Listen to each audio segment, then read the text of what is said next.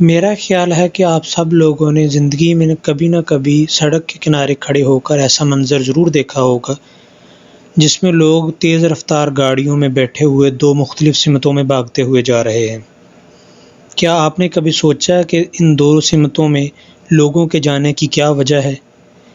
کیا ان دو مختلف سمتوں میں کوئی حادثہ پیش آ گیا ہے کہ کچھ لوگ تو اس حادثے کی طرف بڑھتے ہوئے جا رہے ہیں اور دوسرے لوگ اس حادثے کو چھوڑ کر اس سے دور بھاگنے کی کوشش کر رہے ہیں؟ آخر اس بھاگ دوڑ کا مقصد کیا ہے؟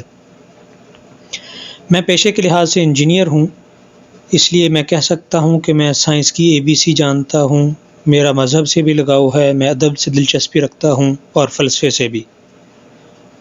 آج کی اس تاریخ میں 2021 میں یہ جاننے کی کوشش کر رہا ہوں کہ آخر اس بھاگ دوڑ اور زندگی کا مقصد کیا ہے۔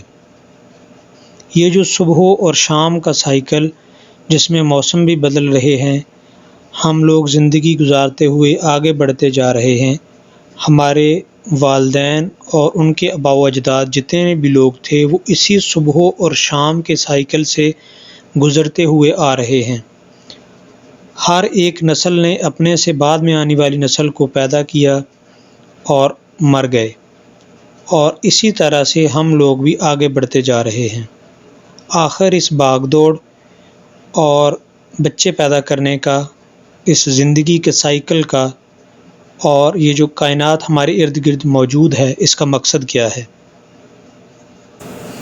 اس مقصد کو سمجھنے کے لیے ہمیں جانا ہوگا ایسے وقت میں جہاں سے زندگی کا آغاز ہوا تھا۔ جب ہم زندگی کے آغاز کی بات کرتے ہیں تو یہاں پر دو قسم کے نظریات ہیں جو لوگ رکھتے ہیں۔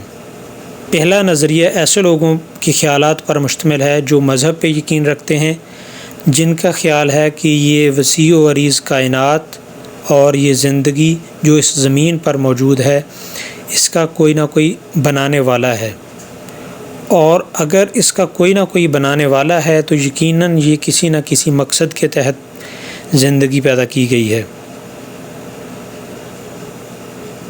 اس کے برعکس دوسرا نظریہ ایسے لوگوں کے خیالات پر مشتمل ہے جو مذہب پہ یقین نہیں رکھتے، جو کسی پیدا کرنے والے یا خالق پر یقین نہیں رکھتے۔ ان کا خیال ہے کہ یہ دنیا اور جاندار تمام کے تمام اور یہ پوری کی پوری کائنات محض ایک حادثے کے طور پر وجود میں آ گئی ہے۔ اس میں ہم یہ جو زندگی گزار رہے ہیں اس کا کوئی مقصد نہیں ہے۔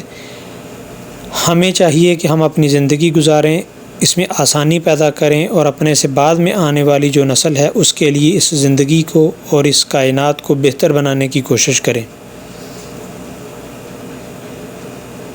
چلیے دیکھتے ہیں کہ ان دونوں گروہوں میں سے کون سے گروہ کی توجیہات اور وضاحتیں اس قابل ہیں کہ وہ حقیقت کے قریب ہمیں محسوس ہوں اور وہ ہمارے سوالوں کے بہتر انداز میں جواب دے سکیں کہ آخر یہ زندگی اور جاندار ان سب کا سائیکل کا کوئی مقصد ہے یا نہیں ہے۔